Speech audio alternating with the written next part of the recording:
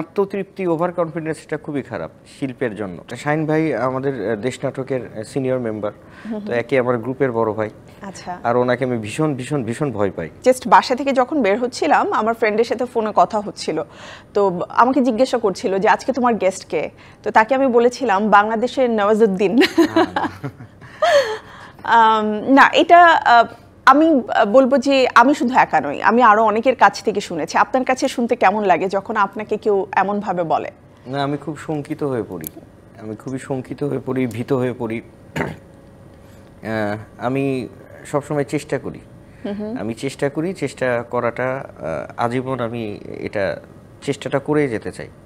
এগুলো হয় কি, এগুলো যখন মাথার মধ্যে ঢুকে যায় বা ঢুকে যায়, একটা স্থিতি অবস্থা বা তৃপ্তির একটা ঢেকুর চলে আসে, আমি এটা রাখতেই চাই না। চ্যালেঞ্জ তো অনেক বেড়ে যায়, যে আমাকে দর্শক কেমন ভাবে দেখছে। চ্যালেঞ্জ তো বেড়েই যায়, কিন্তু আত্মতৃপ্তি ওভার কনফিডেন্স এটা খুবই খারাপ শিল্পের জন্য। তো ঠিক আছে, আমি যে অ্যাপ্রিসিয়েশনটা হয় সেটাকে আমি আন্তরিকভাবে অভিবাদন জানাই হৃদয় থেকে। আমি চেষ্টা করি, শিখতে চাই, আমি রাশেদ মামুন অপুই হতে চাই। মোতাজ রেড গোল্ড মেহেদি, মানে প্রিয়জন প্রিয়তমার মেহেদি। ওটিটি প্ল্যাটফর্মেও দুর্দান্ত অভিনয় করে যাচ্ছেন একের পর এক, এবং শিহাব শাহিনের সাথে আপনার কাজ করার সংখ্যা অনেক বেশি। না, খুব বেশি নয়। ওনার সিঙ্গেল করেছি দুটো, ওয়েব সিরিজ করেছি দুটো, আর দাগি করলাম।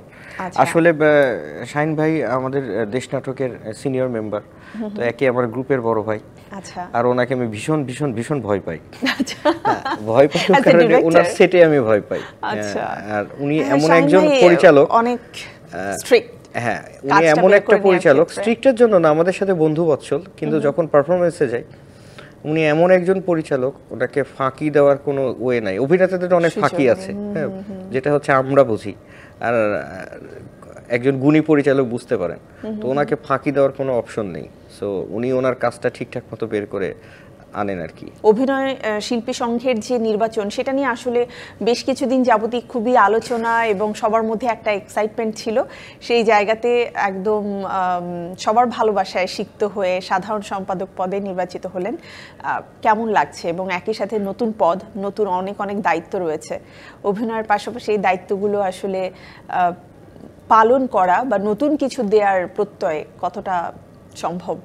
আমি যেহেতু গত 5 বছর ধরে অভিনয় শিল্পী সংঘের সঙ্গেই আছি, অনুষ্ঠান সম্পাদক ছিলাম, বিভিন্ন পর্যায়ে বিভিন্নভাবে কাজ করার সৌভাগ্য হয়েছে, বিভিন্ন চ্যালেঞ্জও মোকাবেলা করতে হয়েছে। তার মধ্যে হচ্ছে করোনার এই চ্যালেঞ্জ, সব কিছু মিলিয়ে আর কি আমি আসলে এতটা ভালোবাসার জন্য প্রস্তুত ছিলাম না। শিল্পীদের সঙ্গে, আমাদের পরিবারের সঙ্গে সবসময় আমি কাছাকাছি ছিলাম, কিন্তু এইভাবে নির্বিশেষে সবাই মিলে আমাকে যে কাঁধে তুলে নিলেন, দিন শেষে আমি খুব ভয় পেয়েছি। আমি খুবই শঙ্কিত যে এত মানুষের ভালোবাসা আমাকে তো ফিরিয়ে দিতে হবে, কয়েক গুণ ফিরিয়ে দিতে হবে। তো আমার চ্যালেঞ্জ বেড়ে গিয়েছে। আমি অনেক কিছু করতে চাই, সেই জায়গা থেকে আমি জানি আমার শিল্পীরা আমার পাশে আছেন, সহযোগিতা আমি পাবো। কাজটা হচ্ছে মুখ্য ব্যাপার, আর আমি আনন্দিত। আমি আসলে এত ভালোবাসা নেবার মতো যোগ্য নই। আমি অগ্রজদের ভালোবাসার ফসল হচ্ছে আজকের অভিনয় শিল্পী সংঘ। প্রতিটি কমিটি তাদের সর্বোচ্চ জায়গা থেকে কাজ করে গেছেন, একটা জায়গায় পর্যন্ত নিয়ে এসছেন, তারপর বাটনটা পরবর্তী কমিটির কাছে তুলে দিয়েছেন। তারা গত কমিটির অসম্পূর্ণ যেগুলো কাজ, যেটা করতে পারেনি নানা কারণে, সেগুলো শেষ করেছেন, নতুন কাজ করেছেন। তো এই যে বাটনটা এখন আমার হাতে এসছে, আমার তো অগ্রজদের একটা বিরাট দায়িত্ব আমার উপর বর্তেছে। গত কমিটির নানা অস্থিরতার কারণে কিছু কাজ সম্পূর্ণ হয় নাই বা অসম্পূর্ণ থেকেছে, সেগুলো সম্পূর্ণ করতে হবে, নতুন কাজ করতে হবে। হ্যাঁ, এটা খুবই চ্যালেঞ্জিং, তবে আমরা আশাবাদী। আমি যে কমিটির আমার যে কার্যনির্বাহী কমিটি পেয়েছি, তারা প্রত্যেকেই খুবই গতিশীল, চ্যালেঞ্জ নিতে তারা প্রস্তুত।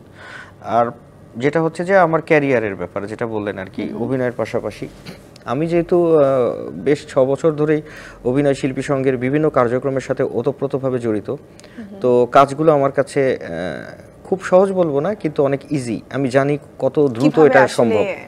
সো এটা আমার মনে হয় না আমার ক্যারিয়ারে খুব বেশি প্রভাব পড়বে।